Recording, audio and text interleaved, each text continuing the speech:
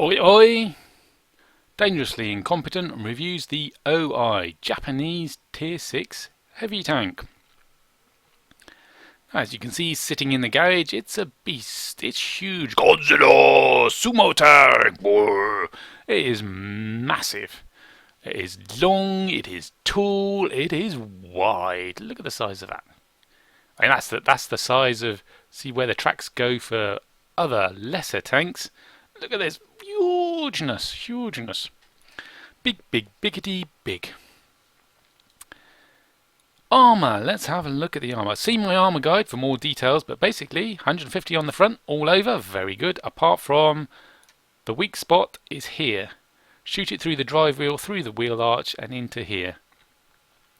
Armour's not so thick, so it's not good at side scraping. With that, what you want to do when you're facing the enemy is hide this behind the building. So, whoops, let's get this right. So this much is all behind the building, and you only present your front at an angle, so the enemy shoots in and goes spang. That's what you want to do. Rear armour is also 150mm, just like the front, all over, which is trollish because it's very unusual to have very strong rear armour. The number of times people just make a dash to get round me, then try and shoot me in the rear, and you just ping, and you just start laughing. You reverse into them and crush them against the building. Oh, the hilarity. Side armour, 75mm, is okay. If you're shooting the O-I, you want to shoot it here, this bit above the tracks. It's 75mm. Below the tracks, around the tracks, it's got spaced armour, which is more effective. So up here is where you want to shoot it. And turret is 150 all round. So the armour is pretty good. Very good, in fact. Which has its downsides because all that armour weighs a ton. Lots of tons, in fact. Huge amounts of tons. And that makes your mobility terrible. Now you don't have mobility. That's something other people have. You can just grind forward at a snail's pace and turn at a snail's pace. Which is not good, given your huge size. Your low mobility makes you an artillery magnet. Yes, SPGs love you. You get spotted because you're so huge and you've got a huge gun. Your concealment is just pathetic. They'll see you coming a mile off and the artillery will shoot you. So if you can, try and stay in the shadows of big rocks and buildings and such like. Guns. It's got two guns. First gun is a cannon, which seems reasonable until you look at its dispersion. It's rotten aiming, which makes it a very mediocre gun. And it's got the 15cm howitzer, Type 96. This is what you want. Same gun as on the O-I, except a little bit better on the soft stats. You fit this gun. You load high explosives. You shoot people in the face. Its aim time is horrible. Its dispersion is horrible. It's totally inaccurate. But, its alpha damage is to die for. It's totally the gun to have, and as proof of that assertion, I draw your attention here to the gun barrel, where you can see the 2 marks of excellence I've had. So I do more damage. Where is it? I didn't see up. I've done as much damage as, is it 90% of everyone else in the past week. So my damage with this tank is well above average, and it's because I'm using the howitzer, not the cannon. Equipment. What equipment should you fit? You should fit. Absolutely, positively, do not drive this tank without super heavy spool liner. As I mentioned before, artillery loves you, and this is about the only defense you've got against them. It reduces the amount of damage that artillery high explosive shells do to you. You last that much longer. You must have this. Absolutely, totally must have it. Also, as a secondary benefit, it reduces the amount of damage you suffer when you ram people or are rammed, and you do want to do that given you're so huge and heavily armoured and you weigh so much. You crush everything you'll meet. if you get the opportunity, ram them or be rammed by them for any tank you meet. Anything. Seriously, just ram them. You might not do that much damage against the tier 8, but it's better than doing nothing. Other stuff. Improve ventilation, because there's so many things that need improving on this tank. Your aim time, load time, mobility, everything. So I fitted the ventilation glass. Then you can fit, well, it's up to you. I went for large caliber tank gun rammer, just to up that DPS a bit. I wouldn't go with enhanced gun laying drive. You can't stay stationary for long. People will just shoot you. You're such a huge target. If you sit still long enough to aim, you're going to get shot. So that's no use to you. Coated optics might be an option, because you want to get up close and personal with this tank, and lots of people are going to be shooting you, and you've got lots of armour. You can do a good job as a heavy scout. So increasing your view range would be a good idea. Oh, that's the point. I didn't mention the view range, did I? View range is okay. Concealment, don't be silly. Others, forgot the depression and elevation. 10%, minus 10% is reasonable, but it's not enough when enemy tanks get to your side. Lights and mediums can just hide here. Well, not hide, you know they're there. They're just unreachable. You just can't get your gun barrel down to them. Your only hope is to move and push them off a cliff or something, or pin them up against a building or a rock or something, and then bash into them repeatedly with your mass and try and ram them to death before they shoot you to death through the side, which is easy for them. Consumables, I went with the big things for everything, because we're tier 6 and it's probably worthwhile. Skills, that's what's next, isn't it? Yeah, skills. Originally, and lots of heavy tanks will advise you, people will advise you to go for repairs, and initially I thought, nah, large repair kits have changed. You use it, and then 90 seconds later you can use it again. So repairs isn't that great anymore. But with hindsight, I would say, yeah, repair skill on everybody would be a good idea. Because you get shot at so much by artillery, your tracks come off a lot with all that high explosive flying around. And if you've got repair skills up the wazoo from all your crew, there's a good chance you'll get the track back on, and then at least you'll have a chance to move and avoid the next shot. Otherwise, you're just a sitting duck. Boom, boom, boom. You'll be permatracked and dead before you can do anything. So skills-wise, repair skills on everyone is a good idea. Brothers in Arms, lots of things need improving, so Brothers in Arms is a good call. Sixth Sense, no, you don't need that. You can assume as soon as you shoot, you've been spotted. As soon as you've gone anywhere near the enemy, you've been spotted. You're so huge, your camouflage is absolutely abysmal. Sixth Sense does nothing for you, except in very, very rare circumstances. Like you and they are the last tanks on the map, and you come out from behind a building and the Sixth Sense goes off, so you know they're in that arc there somewhere, but nah, that's so rare it's not worth bothering. Recon is a good skill, as is situational awareness. Improve your view range. You're not a scout, what are you on about? You're mad. But you play this tank by going forwards, and you're big targets, so lots of people shoot at you, and you've got lots of armor, so you can survive most of it, which makes you a good heavy scout.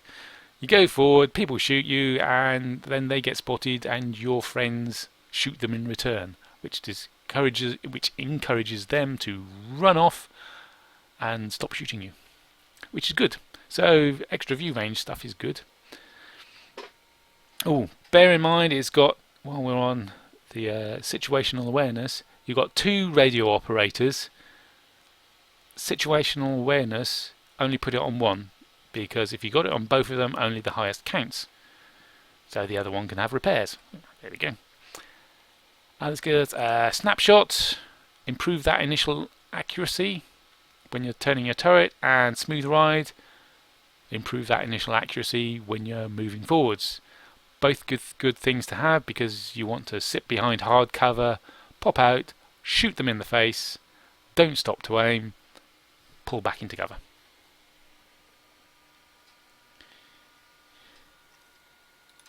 Research. Absolutely positively spend your free XP on the 15cm howitzer type. I don't want to see any of you playing this tank without using the howitzer. Spend your free XP and buy this howitzer. You will not regret it. Everything else is not so important. You spend your XP that you earn on the tank, on your tracks, and then your engine, and then the radio. What's the competition like? Let's have a look, shall we? Now you got your O-I, which is huge, big armour, and a big alpha gun. The only tank that's similar at tier 6 is the KV-2, which is smaller, has less armour, more mobility, but has the same derpy gun. Except, where's it? Oh, look at that. It's got more damage per minute. And oh no, it's got less accuracy, so I suppose we'll let them off. No, not so much Russian bias there, which I had suspected, but yeah, it's less accurate, but a higher rate of fire. Yeah. Everything else, M6 is almost as big as you. It's as tall, it's as long, but it's not as wide. And everything else has, apart from the church, everything else apart from the Churchill is smaller, has less armour, but is more mobile. Churchill is about the same amount of mobility as you do. It's got similar armour, a bit better on the side, worse on the turret side and rear, but it's got pew-pew gun as opposed to a derpiness. And other mention is VK36.01H has a smaller derpy gun, which has a significant advantage in DPM. I must remember to try that out sometime. But that's its bottom tier gun. It is its derpy 350 alpha damage job. But in everything else, yeah, it moves faster than you, but it's got less armour. Yeah. So that's the competition.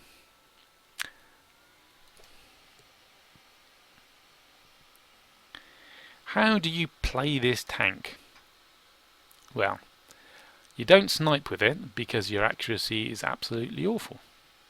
You get up close and personal where you can maximise the effect of your armour, and it's harder to miss with your derpy gun. You still can miss point blank range. It's got a huge dispersion. 0.53 at 100 metres. You can still miss point blank range, which is really frustrating. Especially if you've pulled forward and you've accepted that you're gonna take hits, and you've decided, right, I'm gonna finish that guy off, and it flies off into the distance. That is frustrating. But most of the time you will hit them, and if they're like a medium or a light in your tier or lower, they will just disappear. Like that, they're gone.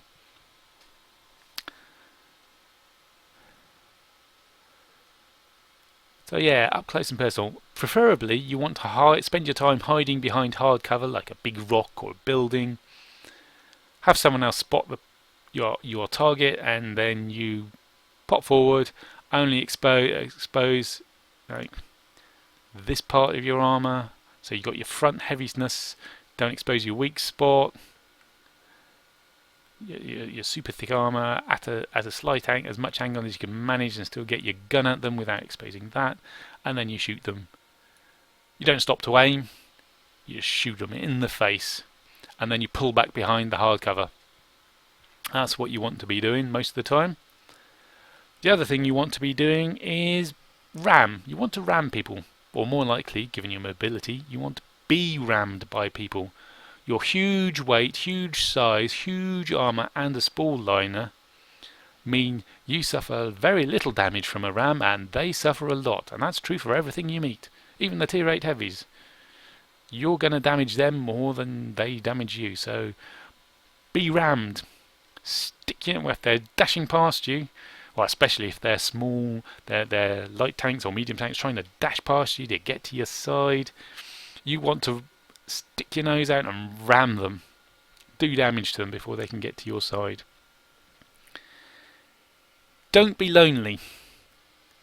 There's two real weaknesses to this tank. The first is artillery, and the second is medium and light tanks getting here, so you cannot shoot them, and they can just shoot you through the side. Everything you meet can penetrate your side if it wants to, especially this point blank range and shooting at 90 degrees to it. They can penetrate you, and it just murders you there. Don't let that happen. Well, one, try not to let that happen, but that's difficult given your mobility, so you need friends to wipe your side clear, either very close to you or at a distance, but as long as they got a clear shot at your side, that's what you want. That's what you need to stay alive against lights and mediums.